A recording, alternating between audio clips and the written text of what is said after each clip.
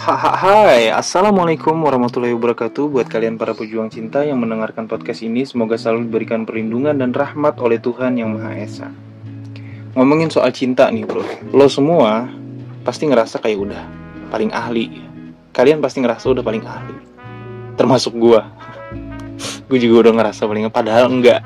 Gue enggak ahli sama sekali. Cinta itu menyimpan sejuta misteri yang sulit dimengerti. Kadang nih, cinta itu terasa sangat membahagiakan, tapi kadang juga cinta bisa terasa sangat menyakitkan, terus sangatnya 3 kali. Kenapa? Karena emang sakit banget. Cinta itu kadang bisa ngebuat orang lupa diri, tapi di sisi lain cinta juga bisa membuat seseorang sadar diri. Cinta bisa membuat hati tenang, tapi cinta juga bisa membuat hati kita gelisah. Gila gak tuh cinta tuh? Kekuatan apa nih yang dimiliki sama cinta? Sebesar apa kekuatannya? Sebahaya apa cinta itu? Untuk menguak lebih lanjut misteri tentang cinta, gue bakal ngerangkum fakta ilmiahnya untuk membuktikan kekuatan tentang cinta. So, dengerin ini dengan serius, perbaiki posisi duduk dan rebahan kalian, kencangkan suara headset, dan mari kita mulai.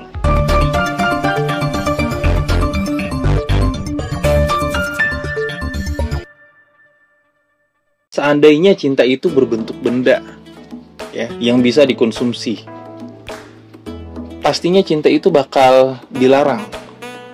Ada undang-undang yang melarangnya, bahkan ada yang mengharamkannya. Karena apa? Karena kekuatan cinta yang pertama, yang tricky bisa berbahaya, bisa juga positif. Kekuatan cinta yang pertama adalah cinta memiliki efek yang sama dengan narkoba. Tuh, berarti kalian nih yang sekarang sedang jatuh cinta pemakai. Berarti kalian pemakai. Terus orang yang kalian cintai penadah. Terus teman-teman kalian yang nyomblangin itu kurir. Siap-siap di penjara. Haram hukumnya karena efeknya sama dengan narkoba. Ya gak bercanda gue. Katanya fakta ilmiah bang, oke. Cinta memiliki efek yang sama ketika seseorang kecanduan narkoba, Jadi, ketika seseorang jatuh cinta, maka otak nih bakal ngelepasin yang namanya dopamin. Dopamin itu kayak hormon yang menghasilkan kegembiraan, dan itu sifatnya candu gitu loh. Candu, kegembiraannya itu selalu lu nantikan. Nah, inilah awal mula munculnya rindu tuh. Hormon dopamin ini yang memunculkan rasa rindu, gembira, dan kecanduan. Terus ada hormon lain, hormon adrenalin, dan yang satunya lagi tuh norepinefrin. Nah, 3 hormon ini nih yang menyebabkan jantung berdebar dan perasaan jadi gelisah. Perasaan seseorang yang jatuh cinta, kalau lu bandingin dengan pecandu narkoba, nyaris sama ya. Masing-masing dari mereka sama-sama merasakan kegembiraan dan kegelisahan di dalam hati mereka secara bersamaan, langsung. Sampai sini paham gak sih? Apa gue yang belepotan jelasinnya? Itu kekuatan pertama, itu baru kekuatan pertama tuh. Efeknya udah sama kayak narkoba. Terus bukan bahaya sih, nanti gue salah lagi. Kekuatan kedua bisa juga bahaya nih. Udah memiliki efek yang sama dengan narkoba, cinta itu hanya butuh waktu sebentar aja buat menghampiri lo. Enggak juga bang, gue nggak setuju bang. Gue aja butuh waktu berbulan-bulan buat jatuh cinta. Ya of course, gue setuju. Ada beberapa orang yang jatuh cinta karena keterbiasaan. Gue nggak nyalahin.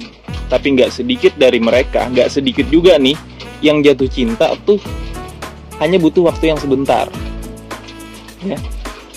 Apalagi ini ada pandangan ilmiahnya. Jadi menurut pandangan ilmiah, gak perlu waktu lama bagi seseorang buat mencintai lawan jenisnya. Setidaknya nih, hanya butuh waktu 4 menit aja bagi lo untuk memutuskan lo menyukai dia atau enggak. Bahkan di artikel lain ada salah satu artikel juga gue baca, di bawah 4 menit bisa tuh buat jatuh cinta. Faktornya macam-macam. Mulai dari kecocokan di dalam komunikasi, gestur tubuh, dan kesukaan yang sama ketika ngobrol, walaupun lu baru kenal, itu bisa menumbuhkan benih-benih cinta. Ya, gue nggak nyalahin kalian yang jatuh cintanya karena keterbiasaan. Itu juga bener. Tapi di poin ini, cinta memiliki kekuatan yang menyambungkan hati antara dua insan. Tuh, kekuatan cinta.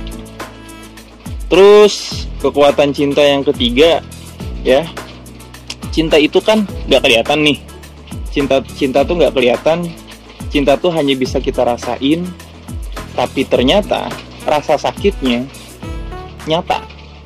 Rasa sakitnya nyata, bukan sebuah perasaan tapi nyata, sakit gitu loh, ya.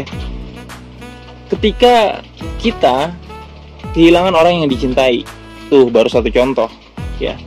Udah kebayang nggak tuh sakitnya nyatanya kayak gimana? Contoh kedua, putus cinta. Sakitnya gimana, bro? Nyata apa perasaan doang? Diselingkuhi atau cerai, itu juga bisa menyebabkan rasa sakit yang nyata. Nah, orang bersangkutan, si jatuh cinta nih, yang jatuh cinta bisa ngerasain sakit yang nyata di tubuhnya walau nggak berdarah sama sekali. Kok bisa sakit, bang?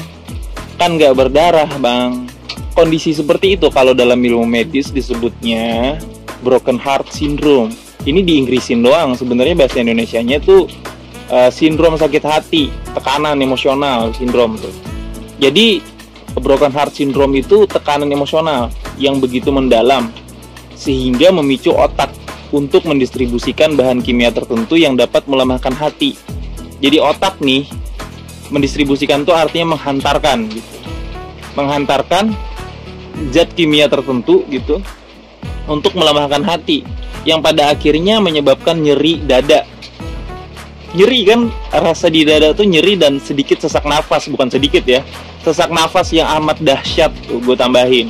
Lebih parahnya, kondisi ini bisa menyebabkan serangan jantung. Sorry bro ya, gue ngerekam nih sambil hujan dong. Gue ngerekam kondisinya cuacanya hujan. Terus kekuatan cinta yang keempat, cinta bisa membuat seseorang jadi kuat. Cinta juga bisa bikin orang lemah, ya. Ini tricky banget nih.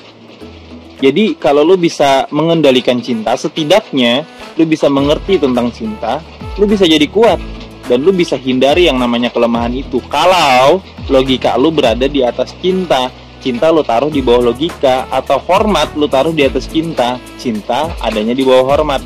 Lu bisa tuh mengantisipasi yang namanya kelemahan. Ini faktanya ya.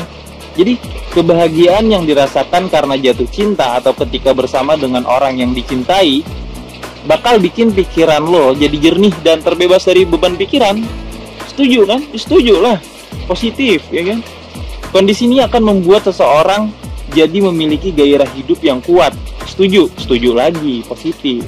Tapi sebaliknya, ketika seseorang depresi karena permasalahan cinta, kayak diputusin, ditolak, atau diselingkuhi, orang tersebut bakal jadi lemah seketika. Tapi banyak yang gengsi buat mengakui itu. Mana ada, gue gak lemah kok ketika jatuh cinta. Gue yang mendominasi. Jelas-jelas lu preman gitu, lu sangar. Tapi ketika di depan cewek lu, di depan istri lu ciut, culun. Cinta bisa membuat orang yang kuat jadi lemah. Gairah hidupnya jadi berkurang dan seolah gak memiliki semangat untuk hidup. Karena itu tadi, ditolak, diputusin, diselingkuhi, ya. Gairah untuk hidup tuh nggak ada, dikecewakan terhadap ekspektasi, dan itu wajar, bener-bener wajar. Tambah gede hujannya, nggak apa-apa ya, gue pengen sharing doang nih. Terus yang kelima, cinta tuh dianggap hal yang penting dalam hidup. Setuju ya? Setuju nggak? Setuju dong. Cinta tuh dianggap hal yang paling penting dalam hidup, ya. Jadi gini deh, gue mau bilang gini deh.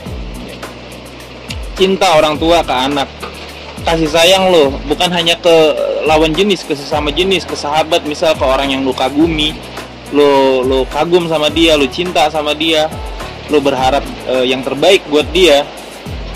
Itu tuh dibutuhkan, bro. Semua perasaan moral itu dibutuhkan, dan semua hal yang dibutuhkan itu penting, ya. Gue perkuat lagi kalau nggak percaya.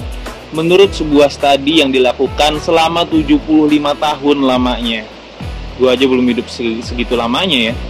Tapi penelitian ini dilakukan selama 75 tahun. Berarti kredibilitasnya tuh udah bagus banget. Terpercaya ya. Apalagi ini dilakuin oleh tim peneliti dari Harvard. Siapa yang nggak tahu sama Harvard? Jadi mereka tuh menemukan bahwa cinta adalah hal yang dianggap paling penting oleh sebagian besar orang. Gak semua ya, sebagian besar, mayoritas orang menganggap cinta itu penting.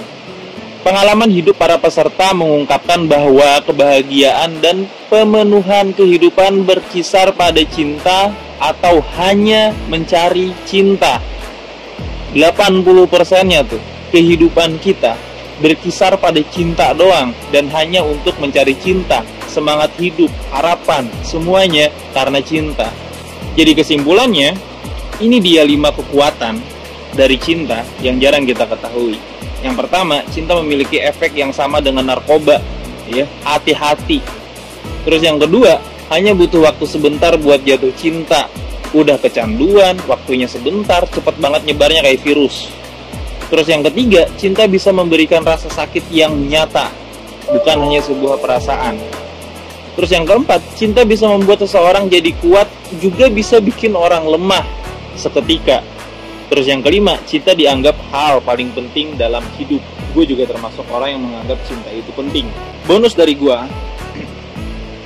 terlepas dari kita udah tahu 5 kekuatan cinta tadi, yang ternyata juga ada beberapa hal yang berbahaya, sebenarnya mungkin banget, bisa banget cinta itu kita kontrol. Karena cinta tuh sifatnya perasaan dan itu bisa banget dikontrol. Terutama buat cowok nih, kalau cewek kan biasanya main perasaan bukan logika. Kalau misalkan lu taruh rasa hormat di atas rasa cinta, lu taruh logika lu di atas rasa cinta, lu masih bisa mengendalikan cinta ke hal yang positif, maka itu baik. Maka cinta itu kekuatannya luar biasa. Cinta itu bisa menambah, bisa mendoping ya namanya ya, bisa menambah imun lu, booster lah, untuk menjadi pribadi yang lebih baik. Cinta tuh ya. Nah, itu bonus dari gua.